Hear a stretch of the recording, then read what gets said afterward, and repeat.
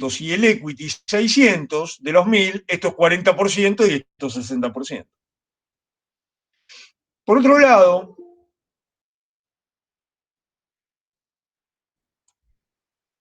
lado,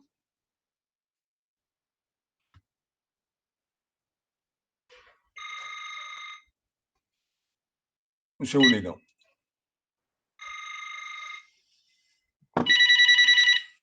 Bueno, lo apago, si no. Listo. Por otro lado, tenemos que cada peso, si bien, por ejemplo, decíamos recién, cada peso del activo rinde 0,22. Cada peso de deuda a la empresa le cuesta K sub I, el costo, el interés. ¿Cuánto es K sub I? 10%. Es un ejemplo para ver cómo funciona. O sea que un peso de deuda por 0,10 me da el K sub I ponderado por el 40%, ¿no? ¿Cuánto cuesta un peso de equity? Cuesta 20%. Es decir, que el 60% por 1 por 0,20 me da el costo promedio propio ponderado. Ese es K sub E es 20%. El ponderado es diferente. ¿Cuánto da el ponderado? Les pregunto. 0,60 por 0,20 por 1. Eso da 0,12. ¿Cuánto da el KI ponderado? 0,40 por 0,10. Eso da 0,04. Y después sumo 0,04 más 0,12 me da 0,16. Ese es el costo de capital. Ese costo de capital ha sido ponderado, WACC, costo de capital promedio ponderado. Entonces, puedo comparar que un peso de activo me rinde 22% y que un peso de activo me cuesta 16%. Eso me da una idea de que la decisión de inversión rinde más de lo que cuesta. Ahora bien,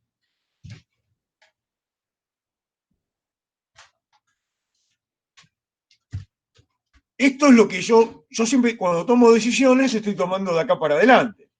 Es decir, es lo que a priori está apareciendo. Puedo opinar y decir, bueno, como ustedes se dan cuenta, K sub I es más chico, más bajo que K sub E. ¿Y esto por qué es así? El costo de capital ajeno tiene características diferentes que el aporte de capital. Tiene condiciones diferentes. En primer lugar,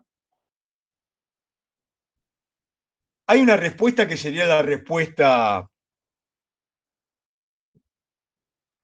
de sentido común. Uno diría, si tengo una empresa y yo soy accionista y voy a ganar menos que el banco, para eso soy banco, para eso le presto plata, ¿no? Así que eso podría darnos una idea de por qué K sub E tiene que ser mayor a K sub I.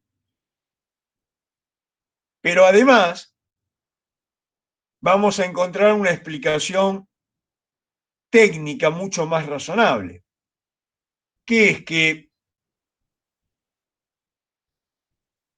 este banco le presta a la empresa 400 para que lleve adelante un proyecto de inversión de 1000, se fija, por supuesto, y analiza la capacidad de pago que tiene esta compañía, le podrá tomar garantías, le fija una tasa de interés, le da un plazo. pero no corre con los riesgos de que el negocio marche mal. Esto es, si la empresa se endeuda más, hay un riesgo de insolvencia y el banco podrá aumentar la tasa de interés o mantenerla, pero lo que va a pasar al final al vencimiento es que esa deuda se va a cancelar o se va a refinanciar, salvo que entre en default la compañía, que vaya a un concurso preventivo. Estamos hablando de una empresa en marcha.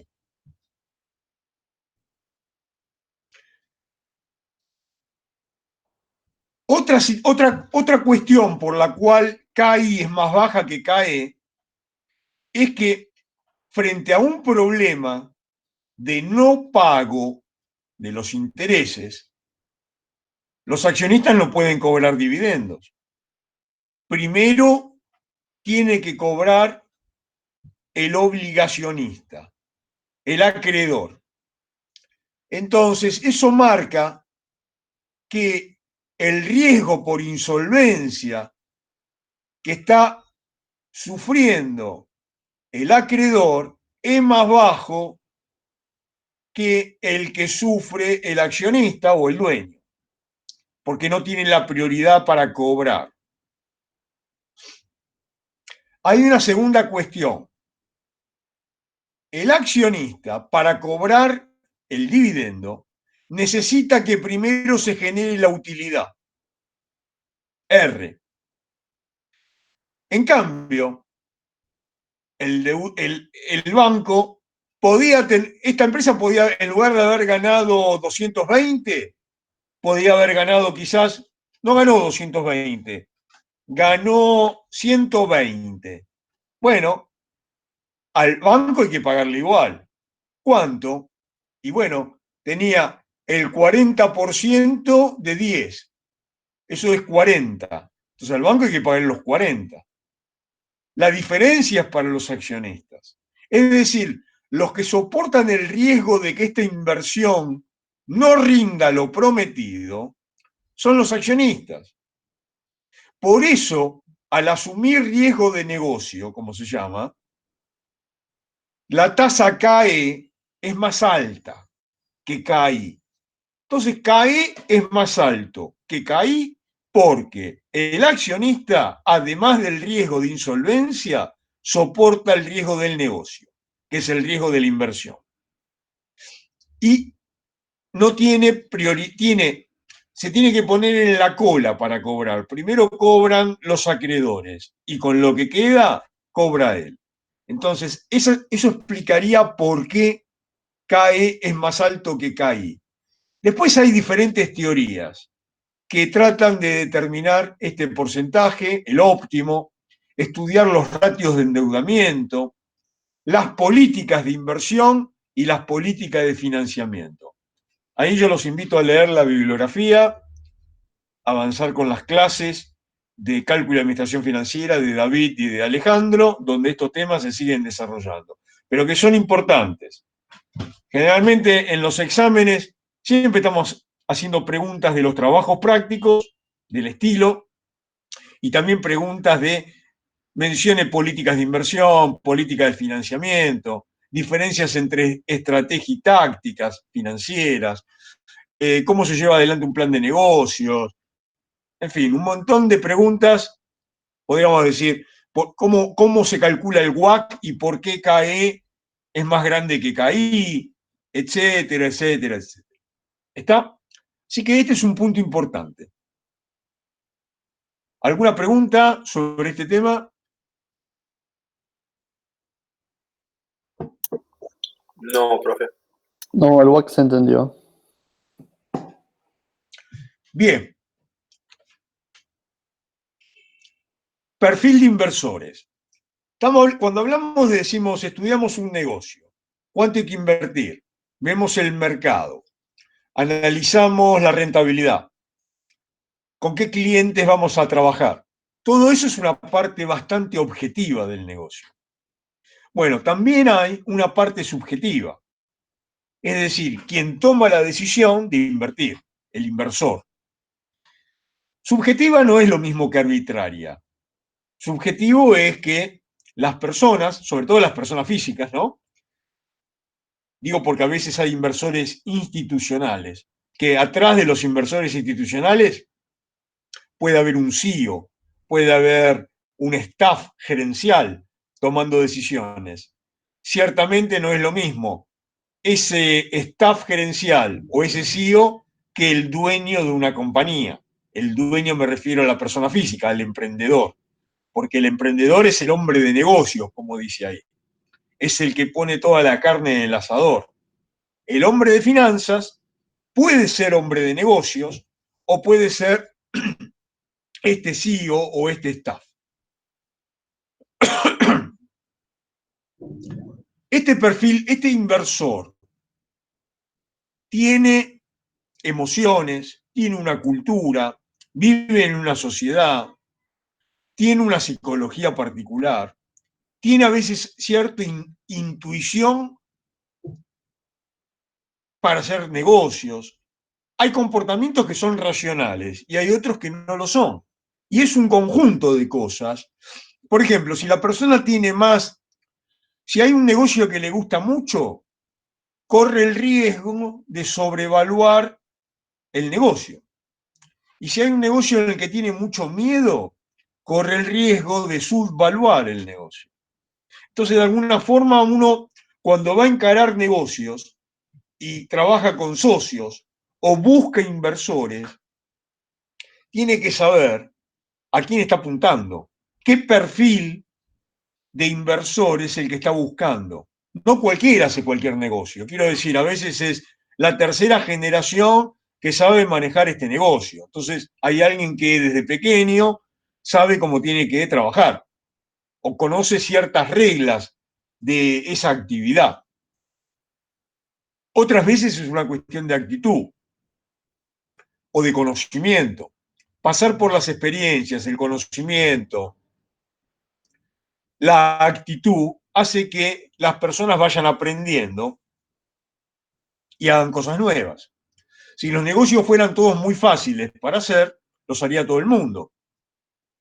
Justamente a veces parte de la complejidad es la que hace que para algunos esto sea atractivo o sea conveniente en otros casos para llevar adelante.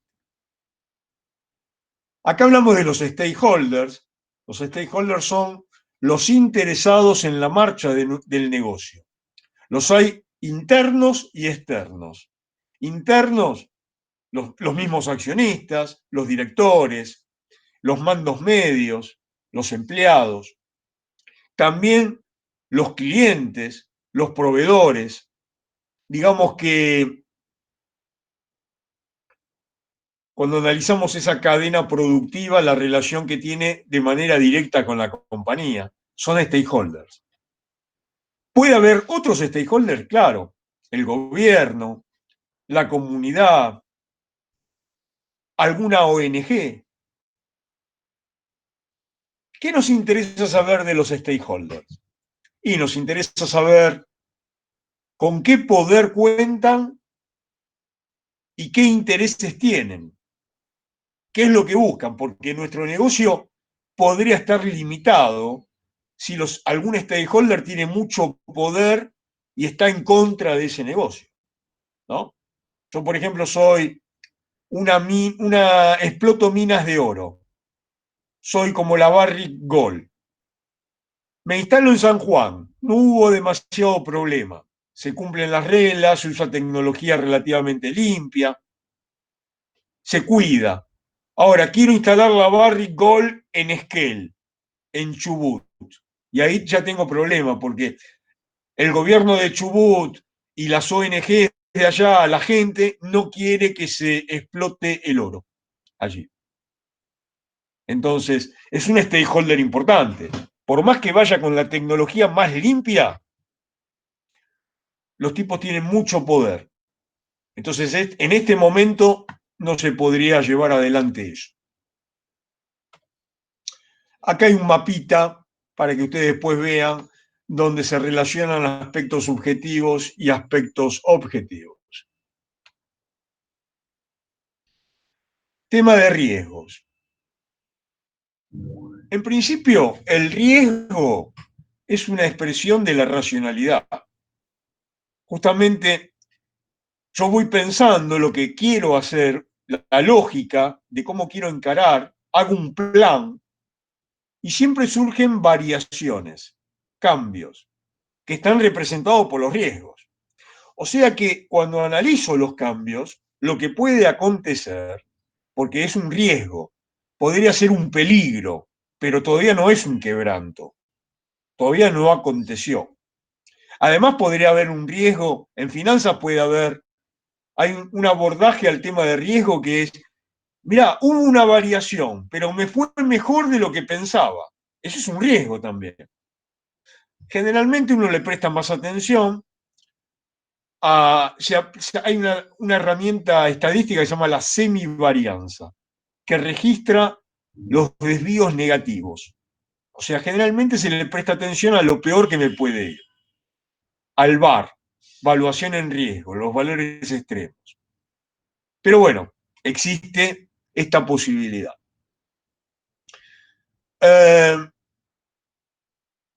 Hay muchos de los riesgos que se perciben. Entonces tienen que ver con cómo se percibe esta realidad. Si se cuenta con las herramientas, con los instrumentos, con la tecnología para estudiar esa realidad. Quiero decir, si yo, por ejemplo, les digo, les doy un problema y les digo, tienen que calcular la tasa interna de retorno, que se calcula por tanteo. No hay una forma matemática de calcularla. Y ustedes tienen lápiz y papel, va a ser difícil que la calculen con mucha precisión. Podrán interpolar, podrán usar alguna forma como para ir trabajando, pero van a tener que hacer todas las cuentas a mano. Les puedo dar una calculadora científica, una calculadora financiera. Bueno, ahí van a poder trabajar mejor. Es importante que si usan una calculadora, entiendan el proceso de lo que se está haciendo, ¿no? También pueden usar el Excel y aplicar directamente la fórmula. Es decir, que si uno tiene la tecnología a mano, no tiene sentido asumir riesgos. A veces tiene que usar la tecnología y tiene que pagar. Necesito una información, pero lograr esa información tiene un precio. Otras veces tiene un esfuerzo. Tengo que buscar, tengo que ver cómo se hace. Horas de trabajo.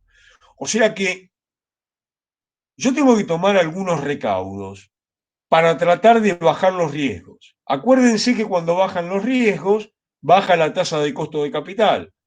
Y si acontece esto, aumenta el valor. Bajar riesgos es que aumente el valor. Acá hay una idea, lo que nos explican, estamos en la del medio. Lo que nos explican como, desde el punto de vista racional,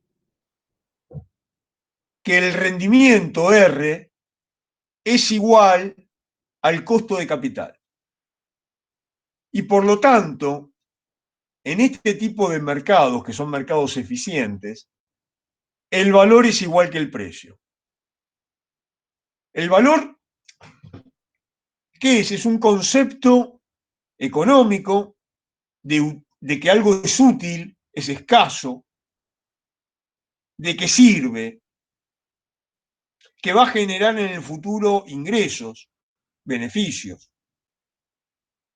Y tiene, desde el punto de vista de la teoría, hay diferentes teorías que explican cómo se determina ese valor. Una de ellas es el valor actual neto, cómo se calcula el valor actual neto. Otra podría ser determinar un valor de mercado. Otra podría ser usar opciones reales y determinar otros valores. Es decir, responde a ciertos formatos de prácticas profesionales, comerciales, convenientes, buenas, aceptadas. Y otra cosa es el precio. El precio es el punto de encuentro entre la oferta y la demanda.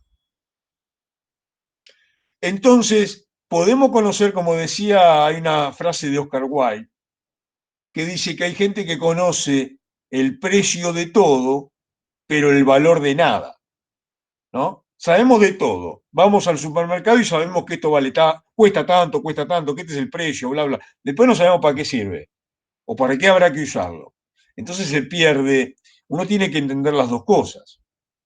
Ahora, puede pasar que el precio sea coincidente con el valor que tienen las cosas. Y eso es lo que facilita que las transacciones se lleven adelante. ¿Estamos de acuerdo? ¿Qué pasaría si el precio fuera inferior al valor? Y habría una oportunidad para invertir, mucho mayor. Digo, qué bueno que está que esto que tiene valor para mí tiene un bajo precio. ¿No? Me conviene. En cambio, si fuera al revés, me va a frustrar. Puede ser que la operación no se concrete, justamente por esa situación. Tengan en cuenta que a veces estos valores y estos precios son diferentes para las personas. Para el comerciante que me está vendiendo algo y yo le estoy comprando, para él el valor puede ser diferente al valor que yo le doy, justamente porque él quizás ve que el precio es bajo, lo ha bajado, pero para él eso tiene menos valor, por eso lo bajó. En cambio, para mí tiene más valor, ¿no? Y después hay situaciones como para analizar, porque los bienes y los proyectos tienen características propias. Así que bueno, ese es un punto. Ahí estoy en la parte racional. Si yo pienso en otros factores que no son racionales, emocionales, sociales, culturales, lo ideal sería un equilibrio de preferencias y miedos, gustos, es decir, de factores positivos y negativos, que haya un equilibrio. Si los miedos inciden más, corro el riesgo de que la tasa de costo de capital sea más alta y que esté subvalorando. Y si los gustos o las preferencias inciden más, corro el riesgo de que se esté sobrevalorando el proyecto de inversión. ¿Por qué? Y porque estoy subvaluando la tasa de costo de capital. Si yo considero lo no racional y lo racional, ambos, y los integro, en el mejor de los casos, con equilibrio de preferencias y miedos, y valor igual a precio, estaría tomando una decisión que podría decir que es óptima. ¿No? Me quedaría tranquilo con la decisión que tomo. Porque además de que me gusta, o que no tengo tanto miedo, o que entiendo, veo que es justa. Así que bueno, este es un punto, como para pensar también, incorporar en el análisis esto que a veces en economía ya se viene estudiando como la economía del comportamiento. ¿No? Ahora, este es un tema que se viene estudiando hace años. Lo que pasa es que en los últimos años tuvimos el Premio Nobel de Economía Thaler, americano, de Chicago, que habla de estas cuestiones. Hace unos años hubo dos psicólogos, Kahneman y Tversky, que estuvieron trabajando sobre esto. A Kahneman le dieron el premio Nobel por esta cuestión. Pero ya en la economía, Simon, por ejemplo, ya venía trabajando. Era un psicólogo social que trabajaba con las medidas de satisfacción y hablaba de los problemas de considerar al homo economicus, es decir, solamente tomar una perspectiva de pseudo racionalidad nada más, con eso no alcanza. Hay unos, mucho más, antes trabajaban en modelos, ¿cómo se llama? A ver si lo tengo aquí. Bueno, en la teoría del valor, después lo googlean y se fijan. Hay dos personas, una con Morgenstern es una de ellas. Ya venían hablando sobre la utilidad y el valor, la utilidad subjetiva.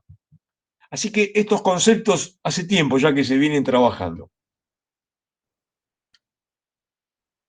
Bien, así como uno busca maximizar el valor de la empresa a través de maximizar el valor de las acciones, del equity, también puede buscar maximizar el consumo actual y el consumo futuro.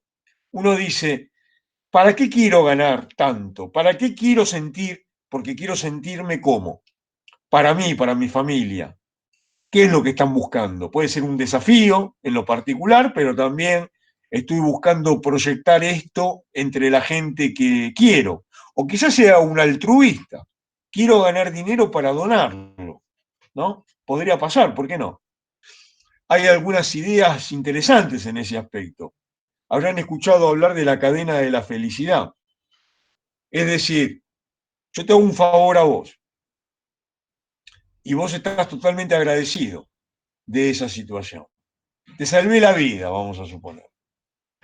Y te di un respirador ahora en pandemia y actué rápidamente y te salvé la vida. Y vos estás totalmente agradecido y preguntás, ¿y yo qué puedo hacer? Hacele 2 o 3 favores a otras personas, ¿no? Entonces uno dice, se va armando una cadena como si fuera un esquema Ponzi, que es un esquema negativo, pero al contrario, al revés.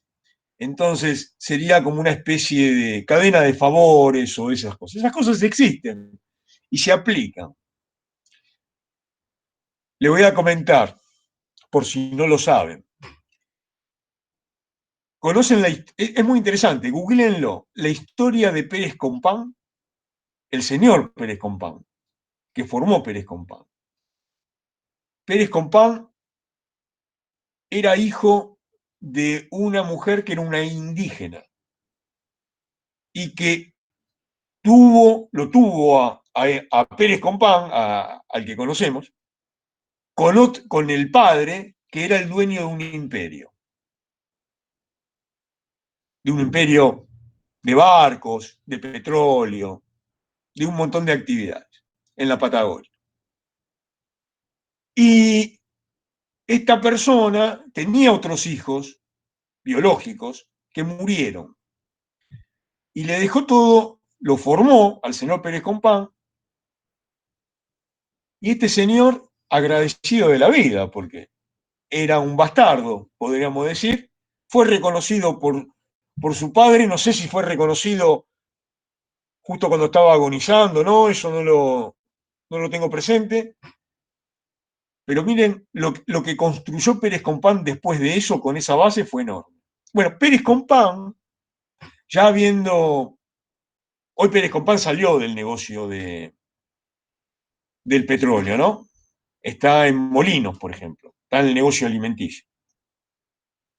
Pero Pérez Compán tuvo varios hijos. Y uno de sus hijos, o una de sus hijas, tuvo problemas neurológicos muy graves. Y él se ocupó, por supuesto, de todos sus hijos. Y hubo un médico que hoy trabaja en el FLENI y es director del FLENI, que hizo que la capacidad de su hija pudiera trabajar mucho mejor, que se pudiera relacionar, hacer una vida mucho más normal, casarse, tener actividades físicas, tener una profesión. El señor Pérez Compán es uno de los sponsores del FLENI. Dona permanentemente en el FLENI. Trasciende la actividad en esto. Entonces lo que quiero decir es, hay gente que puede ganar mucho dinero, pero también lo mueven otras cosas. Y esto es como una especie de cadena de favores, ¿no? Por supuesto que a veces hay cuestiones de tipo de letra. Lo voy a hacer porque queda bien, lo voy a hacer porque... Pero hay otros que no. Hay hay empresarios que dicen, tenemos que acabar en función de lo que dicen las Naciones Unidas, la Agenda 2030, queremos acabar con el hambre del mundo. Bueno, bárbaro. Otro, queremos descubrir la vacuna contra la malaria. Otro, y así empiezan a trabajar y eso se puede armar. Se arma directamente. A veces es por voluntad, otras veces hay políticas, a veces hay obligaciones. Así que todo esto está presente en todo esto. Vamos a los dos conceptos que quedan, hablar un poquito del contexto y del tablero de comando. Y con eso estamos redondeando, porque lo que me interesa es justamente que aprovechen ustedes el tiempo para estudiar y poder relacionar estos conceptos. Este es un bosque. Tiene momento 1, que estoy marcando acá, momento 2, momento 3 y momento 4. Y ustedes pueden observar que hay un ciclo que comienza aquí y pega la vuelta. Este ciclo se llama panarquía. Panarquía. ¿Qué dice este ciclo? Dice que yo tengo una idea, este bosque tiene ciertas características, puede haber siembra, puede haber una situación de crecimiento, una época estacional con lluvias. Y entonces eso da lugar a que este bosque aparezca más frondoso, con un montón de especies de árboles y hasta con muchas más de las que el bosque puede llegar a soportar. Sería una época donde hay conservación. Se logró algo y uno quiere mantenerlo.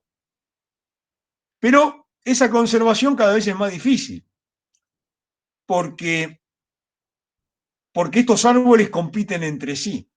Compiten por el agua, compiten por el sol, compiten por la calidad de la tierra. Y además a veces pelean entre ellos. Quiero decir, se sacan espacios. O, o quizás haya también una fauna acá. Entonces la flora que hay aquí tiene efectos diferentes según la fauna que haya. En fin, pasada esta etapa de conservación, se inicia donde hay una pelea, una competitividad, se inicia una crisis que va destruyendo parte de este bosque. Uno podría decir que en principio es una destrucción creativa, porque van a quedar los mejores. Pero bueno, es una destrucción al fin. Y genera, a veces hay una especie de confusión acá, porque uno no tiene tan seguro, si yo le dijera ahora a ustedes, estamos en el medio de la pandemia, quizás empezamos a ver algunas oportunidades, pero al principio era todo un problema, todo un conflicto, no estaba tan claro qué era lo que había que hacer. Yo recuerdo que la Organización Mundial de la Salud decía que no había que usar barbijo, que no, no era ni bueno ni malo usar un barbijo. Después se les dijeron, es decir, muy claro no tenían las cosas, ¿no? O si el virus vuela, o si el virus permanece en las cosas. Todavía no está muy claro eso. Quiero decir, todavía hay cierta confusión. Aún con esta destrucción y confusión, se sigue adelante, el bosque sigue y parece un desierto acá. Parece la destrucción, quedó asolada después de la destrucción. Sin embargo, así como aparece, también está el germen que puede generar el paso que sigue.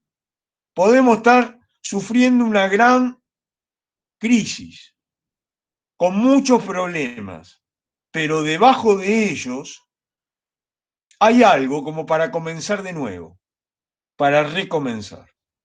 Porque es como cuando ustedes ven, me voy a comprar una casa. No quiero vivir en un departamento, quiero una casa. Y quiero una casa grande, 600 metros, 800 metros, que tenga, y es vieja la casa. Y hay muchas cosas para hacer. Alguien se la quiere sacar de encima, la quieren vender. Pero yo en la cabeza tengo que así, con todo lo destruida que puede estar esa casa, tengo en la cabeza lo que voy a hacer, lo que puedo llegar a lograr, como para que eso se lleve adelante. Entonces eso me permite iniciar el ciclo de nuevo. Y así se va dando a lo largo del tiempo. Este ecociclo lo vamos a ver ahora en la empresa. En la empresa, nada más que ahora vamos a dividir las acciones en racionales, limitadas y emergentes. La acción racional parte con todo el aspecto estratégico que explicamos ayer. La estrategia del negocio, la financiera, la comercial, la productiva. Y con todo eso se marcha, porque lo he pensado racionalmente, lo que debo hacer. Los negocios andan bien, pero cada vez tienen más competencia. Entonces, quedan los mejores. El que pega primero a veces pega mejor, ¿no? Pero además tiene que estar pensando en que la competencia no se va a quedar cruzada de brazos.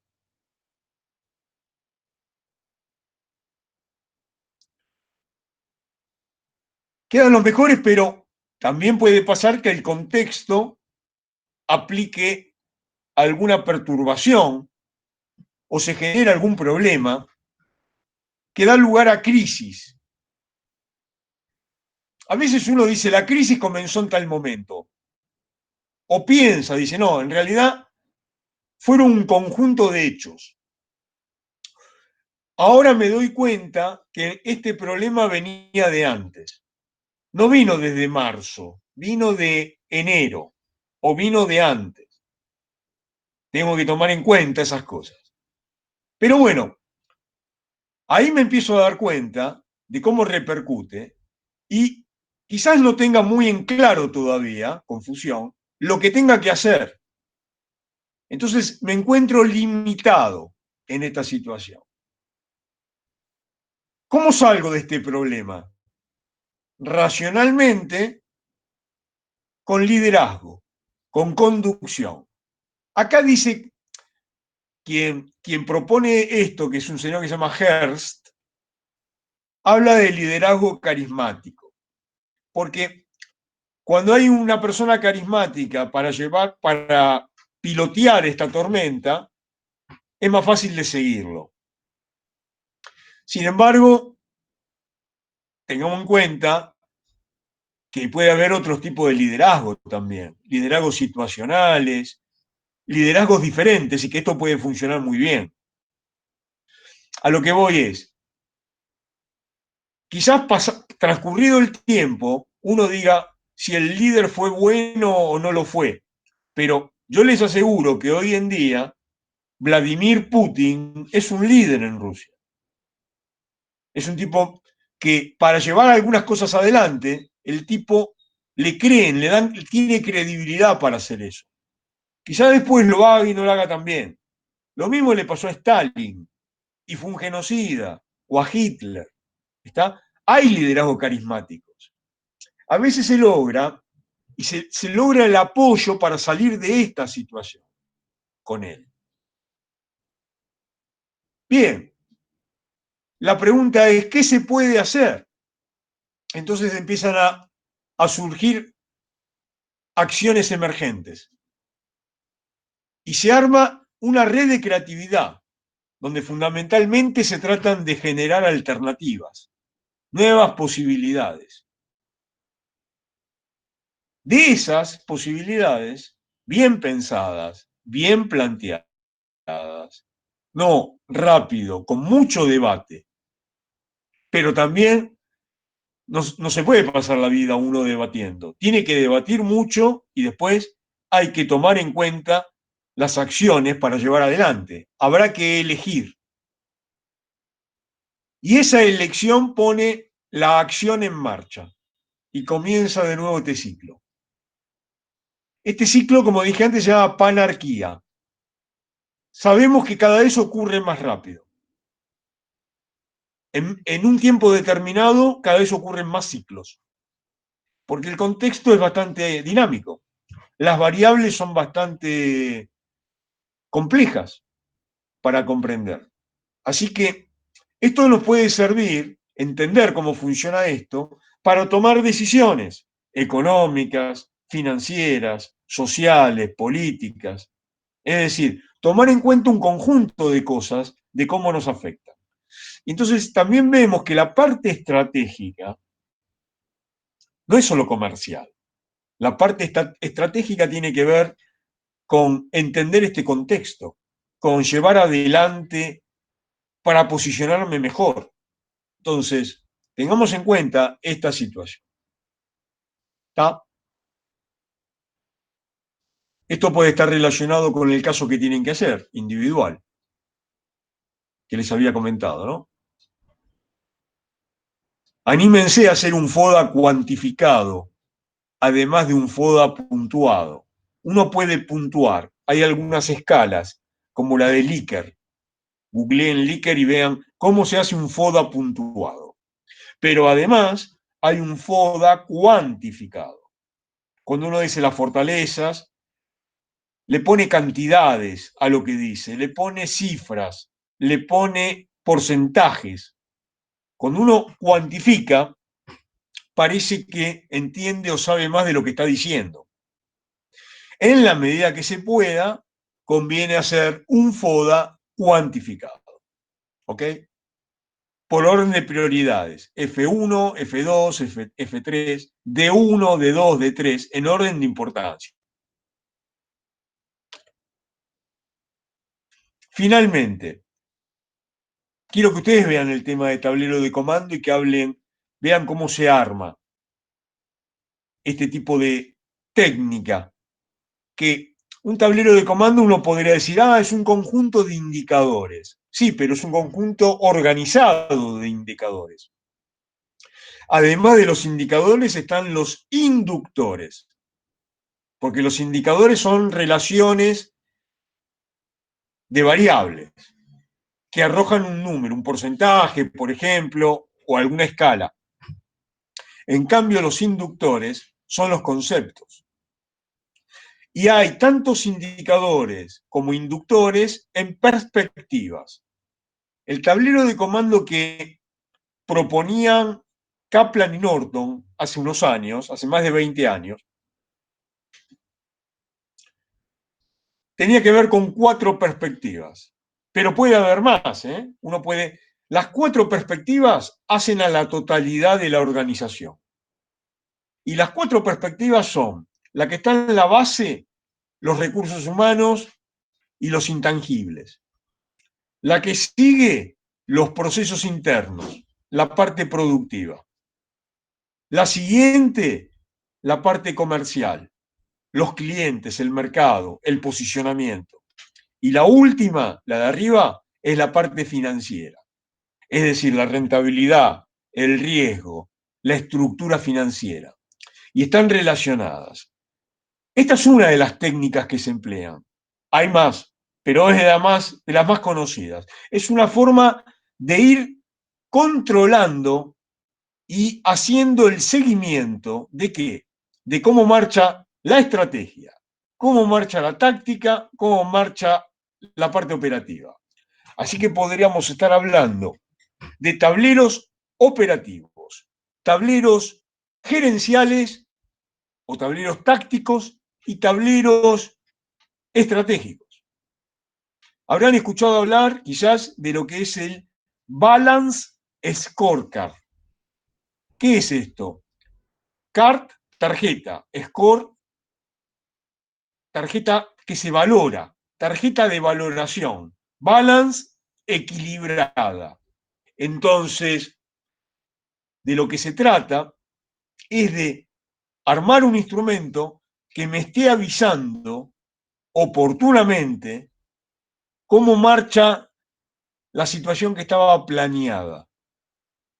Determinar la situación real y compararla con el plan o compararla con los presupuestos. Calcular desvíos, tomar medidas correctivas, definir si a partir de ahí se cambia algo. Se cambia en la parte operativa, se cambia en la parte táctica o se cambia en la estrategia.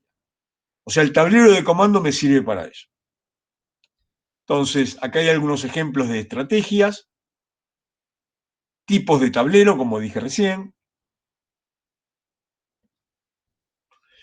Ustedes conocerán, hay tableros que son más complicados que otros, pero el tablero de un auto, por ejemplo, es clásico. Una imagen vale más que 1000 palabras, ¿no? Muchas veces. Un color, una alarma, una situación de alerta.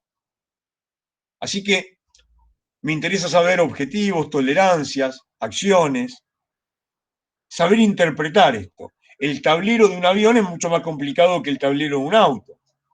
Y el tablero de un cohete que viaja para ponerse en órbita es mucho más complicado que el de un avión. Así que hay tableros para todos los gustos. Los atributos que tienen que tener la información, para hablar con un poco de propiedad, ¿no? Los pasos para implementar un tablero de comando. Pregunta de examen fue, ¿cuáles son los pasos para implementar un tablero de comando? Y entender, uno por uno. Creo que está bastante claro. Más importante que hacer las cosas como se debe es hacer las cosas que deben hacerse. Hacer las cosas. No se puede, hay un tiempo para planear, hay un tiempo para fijar un rumbo y hay un tiempo para ejecutar. Si se va el tiempo de ejecutar, no sirve lo que haya que hacer. Hay que hacer todo, pero es mucho más importante hacer las cosas.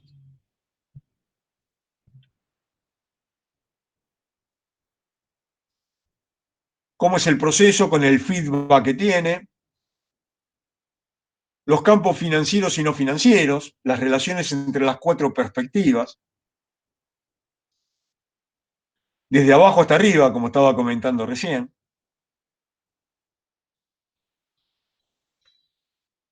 Desde la visión a las perspectivas, a determinar los factores críticos de éxito, a seleccionar los inductores y los indicadores con los cuales voy a hacer el seguimiento y a poner en marcha un plan de acción. Un ejemplo de tablero de comando con un mapa. En este de la izquierda hay una estrategia de crecer y en este hay una estrategia de mantener. O sea que acá busca un mayor ingreso de ventas, por ejemplo. Y acá lo que busca es tener productividad, mantener los clientes. Son 2 estrategias diferentes según el caso. Las empresas puede ser la misma empresa y tiene que decidir por qué mapa elige. O pueden ser empresas que sean competidoras y una tiene una estrategia y otra tiene otra. ¿No? Así que para eso vale esto. Hay un lenguaje de indicadores, situaciones que podemos tener una escala y gama de colores. Habrán escuchado hablar de la naranja. La naranja no llega a roja, pero pasa a la amarilla. Situación de suma alerta. En el verano, la gente se deshidrata, los niños y la gente grande no toma agua. Situación alerta naranja. También podemos expresar el lenguaje con flechas, porque a veces hay situaciones que son positivas o negativas. Una roja es negativa, una verde es positiva, por ejemplo, en este caso negra o blanca. Pero también podríamos tener che, hubo un cambio. Ese cambio, ¿qué porcentaje fue lo que cambió? ¿Cambió más del 50% para arriba o para abajo? ¿Se mantiene entre más o menos un 5%? Y se mantiene. Entre 5 y 30, más apertura. Crece más, una apertura mayor. Quiero decir, esto se expresa en un lenguaje. Entonces, a veces hay cambios que son muy importantes, como este, pero que no necesariamente me llegan a una situación roja. En cambio, hay otros que sí, además, me llevan unas... Encima la variación es muy importante. Estamos en pandemia, se han perdido un montón de puestos de trabajo. Esos puestos de trabajo han tenido una variación así, la flecha para abajo, más del 50%. Y encima la situación es negra, la situación es roja. Malo y malo. Pero otras situaciones que es una forma de expresar rápido para darme cuenta las urgencias y lo que tengo que hacer de un modo relevante para cambiar. Acá hay un ejemplo del tablero con las 4 perspectivas, pero tomando en cuenta objetivos y metas, el indicador o el concepto que me va a servir para medir el alcance de este objetivo y meta, hay una línea base, como una cota, y hay una meta que se quiere lograr. Y después el plan, ¿qué tengo que hacer para lograr esta meta? Y yo podría continuar más a la derecha y podría decir, bueno, esto es la situación plan, todo esto. Después, ¿qué viene? ¿Qué fue lo que pasó? ¿Y cómo voy controlando esta situación? Entonces, voy calculando diferencias y ver si tengo que cambiar algo de lo que figura aquí. Actuar con oportunidad. Tengo que elegir indicadores. ¿Qué indicadores voy a elegir? Bueno, esto sale de un manual de la ONU, también otro manual, para elegir indicadores. Fíjense que acá hay una cantidad de conceptos A, B, C, D, F que están acá y que se tratan de puntuar. Por ejemplo, me interesa, voy a elegir un indicador de algo. ¿Es claro el indicador? Lo voy a puntuar. ¿Cuál es el nivel de claridad de 1 a 10? ¿La información que necesito, los datos, están disponibles? ¿La tarea de recolección tiene costos?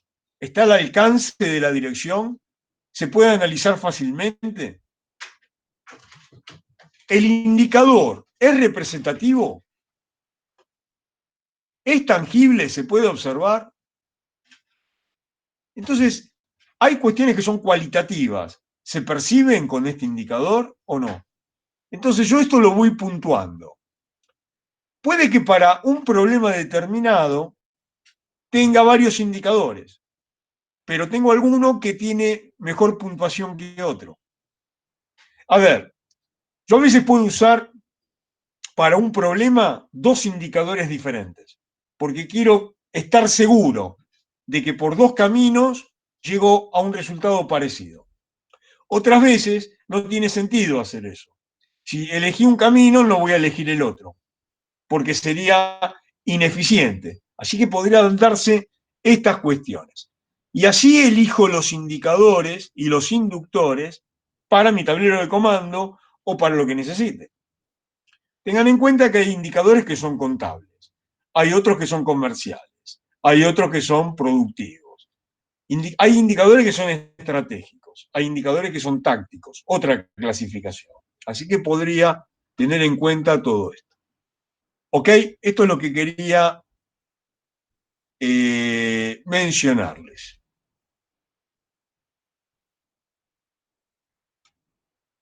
Bueno, muchachos, ¿alguna pregunta, duda, comentario? ¿Están preparados para lo que sigue?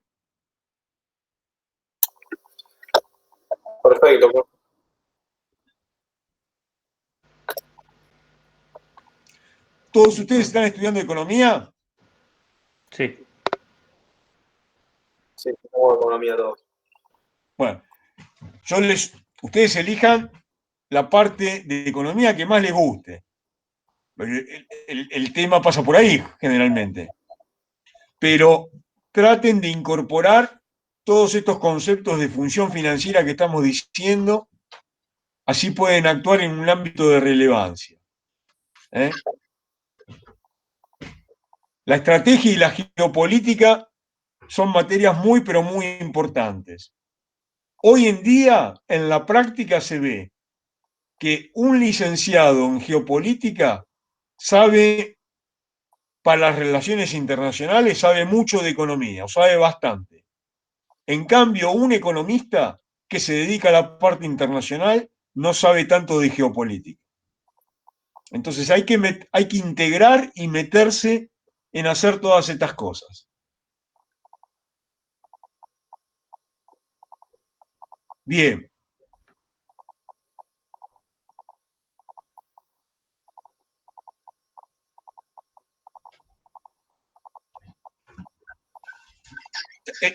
¿Alguna duda más? ¿Alguna pregunta? Vemos. Yo estoy a disposición. Cualquier pregunta que haya o que haya a futuro, me dicen. Si están estudiando estos temas, que tienen material, que les hemos pedido, la bibliografía y todo, adelante con eso. Si además quieren material, otro material adicional que están buscando, bueno, se puede buscar. A ver qué es lo que encuentran. Pero si puntualmente necesitan alguna recomendación,